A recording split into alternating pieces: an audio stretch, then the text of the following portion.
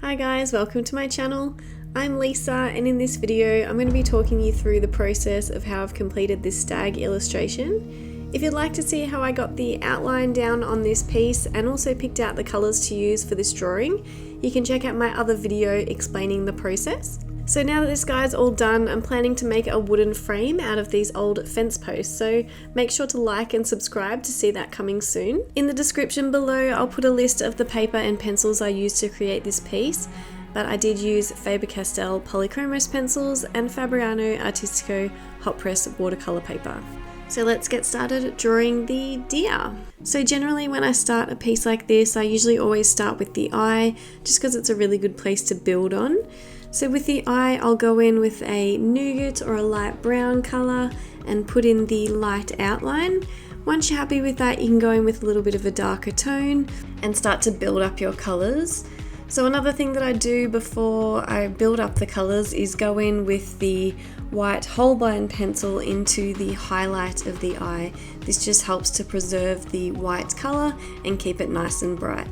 So then in the darker sections, I've added some purples and Caput Mortuum Violet, which is sort of a reddy violet-y colour, and that will help to blend it all together and make it a cohesive piece once I put the fur in. After completing the eye, I then moved up to the left-hand side and started to do the ear.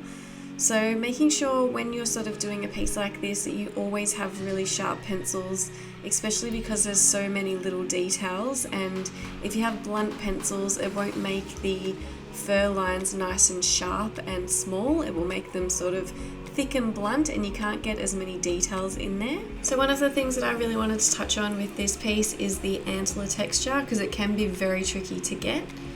So the first thing I did was go in and create sort of the light base tone that I wanted. So I went in with the ivory, beige red, the yellow colours, and also the burnt ochre orange colour, and then go in with my white waxy pencil and lightly glaze over all of those colours to create the tone that I need. And it also gives you that nice shiny texture to put your darker colours onto. Then you can move on to the mid-tones and start to add in all of the shapes that you see. So remember to pay really close attention to your reference photo of where all the darker and lighter tones are on the antler, and you can go in with your darker colours and start to add in little bits and little shapes that you see. So this sort of texture does take a while to get right, and it also takes a while to work on. So don't just put down a couple of colours and think that it's not working. You do need to work on it for a little while and really blend in the darker and lighter tones.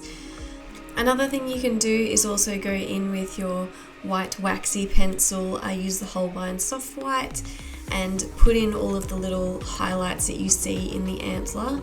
So sort of where there are sort of cracks and crevices, where the light is going to be hitting the antler, you would put in some white with the Holbein just to give it a little bit of a highlight and make it stand out a little bit more against the darker sections.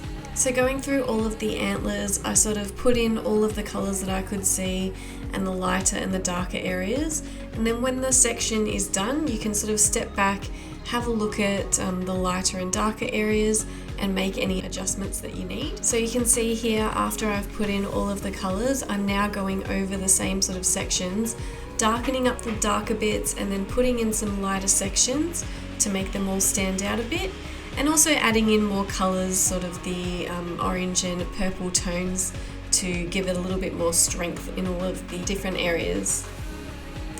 So when moving on to the texture on the head, there's sort of little clumps of fur, so I sort of worked in little sections by separating them and then putting in the darker and the lighter tones and working in sort of little clumps.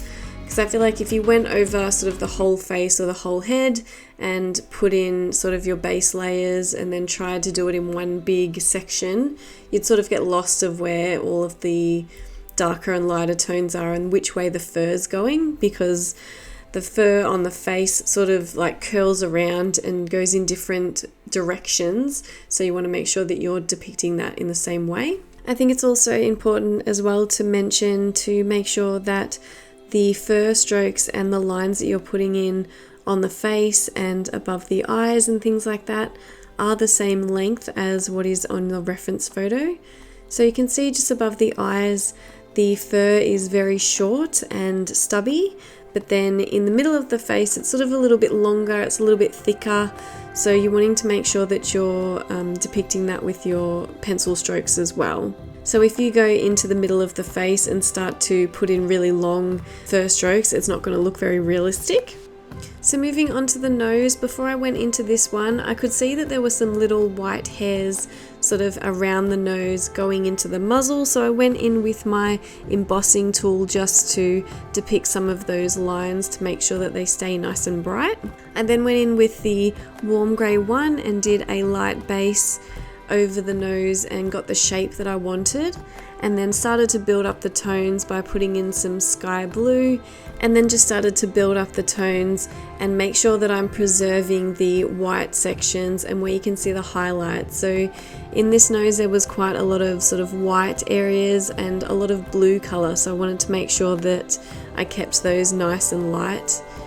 And then once you start to add all of the fur around the mouth, you can start to get a little bit darker in the nose and start to assess your values and where you need to get lighter and darker in different sections. So the fur on the neck of this deer, I think, was probably one of the hardest things that I did. It was very challenging sort of to get all of the shapes and get the clumps of light and dark fur, because in this reference photo it is really dark in the shadows, and then in the lighter sections it is very light, so it was very difficult to sort of blend. But what you just needed to do was sort of outline all of the darker sections and then start to slowly build up your colors and make sure to blend out your darker areas, so you don't have sort of a light section and then next to that a really stark black section. You sort of want it to blend into each other a little bit so that it looks like fur is got shadows and it's overlapping each other.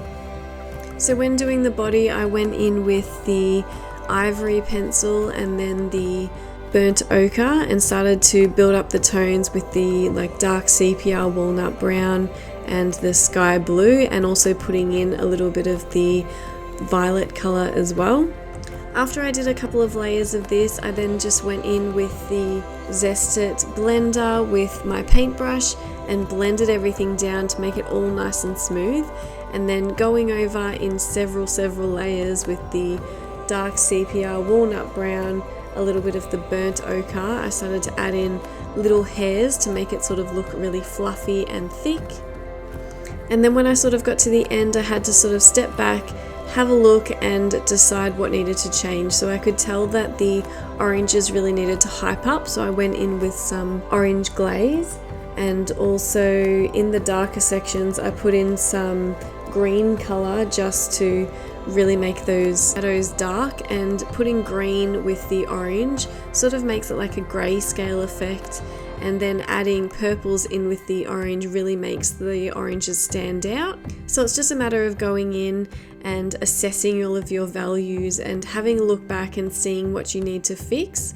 So when you're talking about your values, this is your lighter and darker colors, not the actual color of your colors, it's the tone of them. So are they dark, are they light, and making sure to put the shadows in the right places, and then putting in highlights with the Holbein Soft White, or you can even use like a scalpel to pull out some of the lighter hairs to make it nice and white and looking fluffy. So I hope you've enjoyed this video today and some of these tips have helped. Remember to like and subscribe and let me know in the comments below what you'd like to see in the future. There will be prints of this made on my Etsy store, so they'll be available if anyone's wanting some prints. And also in my next video I'm going to be making the frame, which I'm so excited about. So make sure to like and subscribe, and I'll see you in the next video. Thanks, bye.